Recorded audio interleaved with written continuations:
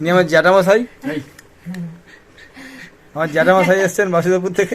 কিছু কিছু সময় কিছু কিছু মুহূর্ত আসে যে সেখানে মা বাবা পর হয়ে যায়, নিজের স্বামীটাই আগে আপন।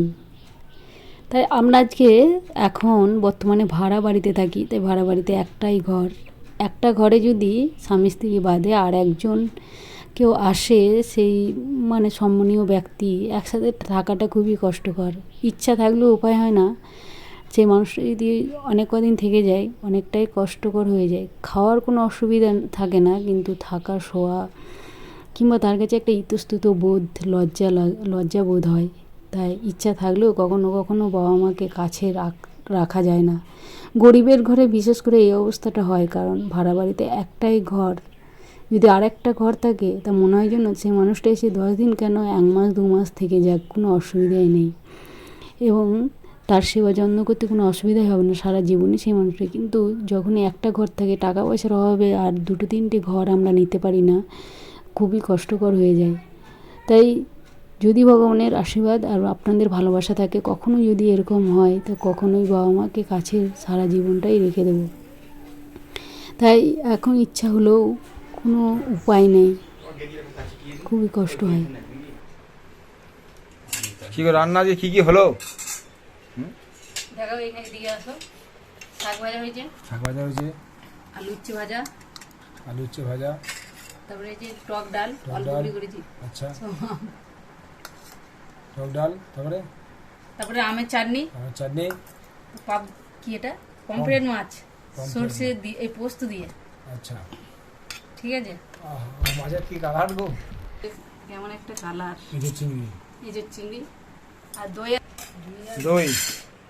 আহা, ইনি হচ্ছেন আমার জ্যাঠামশাই।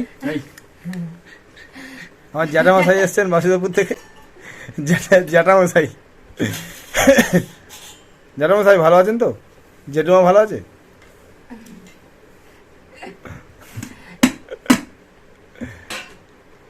এটা হচ্ছেন সম্পর্কে আমার বউয়ের শ্বশুর মশাই।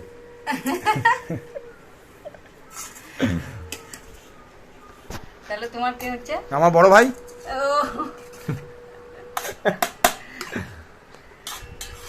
খেতে দেরি হয়ে যাচ্ছে না বাবার?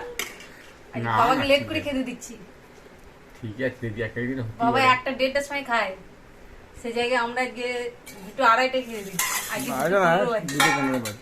কার লেট হয়ে গেছে? বাবা এসেছে, এই প্রথমবার এলো আমাদের ঘরে। হ্যাঁ, আমরা এখানে থাকি আর এই প্রথমবার এলো। এইটা তোমাদের দিন এক চামচ কমিয়ে। আরে এই কটা খাও। কখন খেয়েছো? আমার খিদে পেয়ে গেল।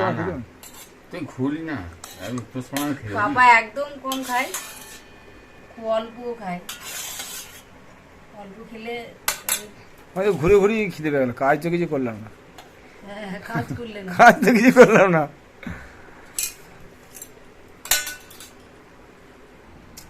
আইস পাওয়া যায় তো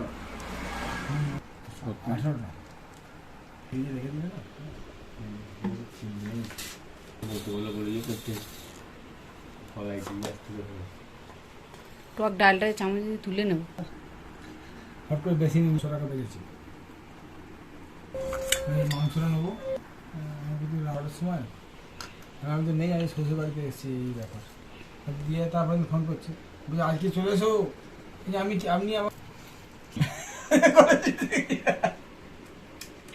আপনি এখন করেছিলেন এই বয়সে? হ্যাঁ যাবো না, তোমার বাবা চেয়েছেন, পড়তে ভালোবাসেন।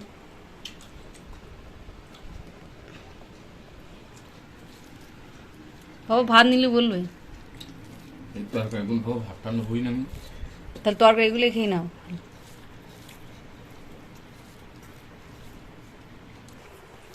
শাকটা ভালো হয়েছে।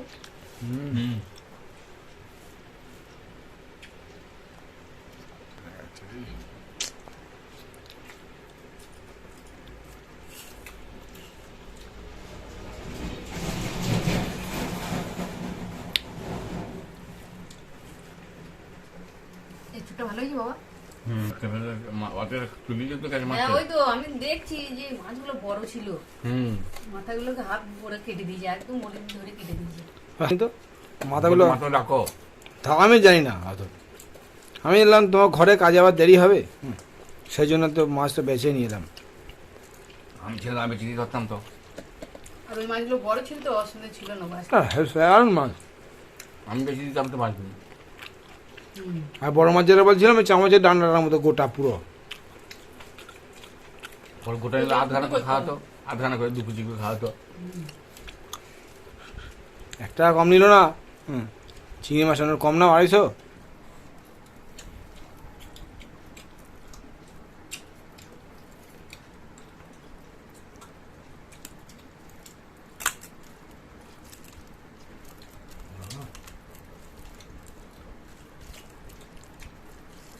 বাজারে আগে দাদু নিয়ে আসতো পমপ্লেট মাছ, ইসে মাছ, তখন দাম কম।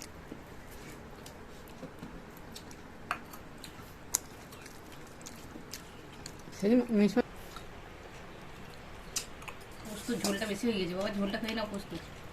এটা হ্যাঁ, দই আছে, দই দিয়ে ভাত খাই না। আর একটু ভাত নাও। না ভয় ভয় পাচ্ছি, ভয়।